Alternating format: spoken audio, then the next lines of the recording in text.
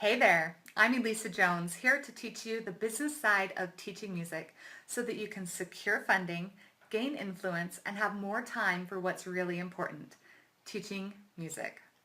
This video is for those of you who are frustrated because you need more funding for your program but have been told you are not allowed to fundraise. I'm going to teach you some tactics you can try to get the funding you want without incurring the wrath of your administration or your community. The first, I want to tell you that not having enough funding for your program is not your fault. We all know music programs should be able to get exactly what they need to engage students and teach the curriculum most effectively. You are absolutely allowed to dream of that perfect performance, all the support you've ever wanted, with the ability to purchase what you need no matter the price, without having to jump through all the hoops and the bureaucracy that they want you to. Also, I'm here to help you. We're in this thing together. I'm a music educator too. With that being said, let's get started. The first thing I want you to try is to understand the motivations behind your ban on fundraising. Is it because your school already does a lot of fundraisers with the money going into the general fund then being distributed from there on an on-needs basis? Or is it because the school doesn't like the students being engaged in selling, which is what a lot of fundraisers are?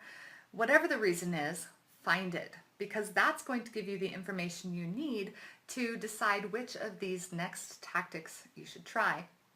Now, chances are good that the administration just doesn't want you begging for funding from parents or the community. So what you need to do is take that part out of the equation entirely. And the best way to do that is to apply for grants. I know that the idea of applying for grants can feel really daunting. I mean, some people, they do that for a living, right? But here's what I want you to try. First, look for local organizations that fund youth projects. This could be a community foundation or a group like the Lions Club. They are absolutely out there in every town in this country, in any country. Once you've identified potential local opportunities, thoroughly define your need. Make sure it's clear what your need is, what the outcomes are going to be, why you need the money, and what it's going to do for the community. And phrase it so that it aligns with the mission of the foundation. Grant writing does not have to be complex. You just define the need really well, explain what the outcomes are going to be, and then make sure that those outcomes are aligned with the person you're asking for the money from. Writing grants is only hard if you don't have your need, outcomes, and mission really well defined.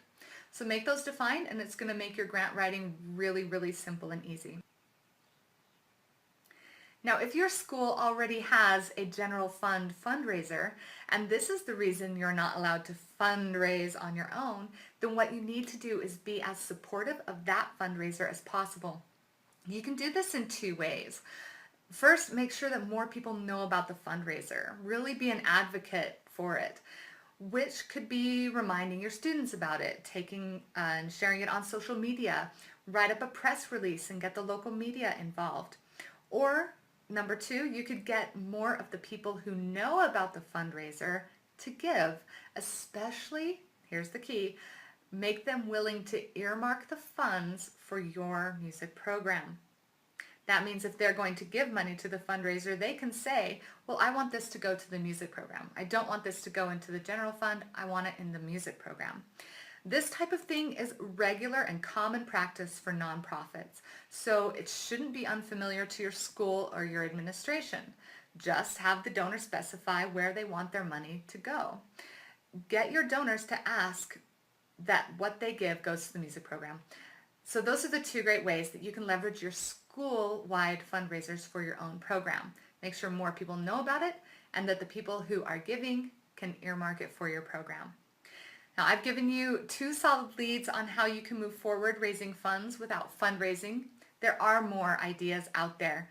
So now it's your turn. I would love to hear what you've tried, what has worked and what hasn't, and what other financial frustrations you may be faced with.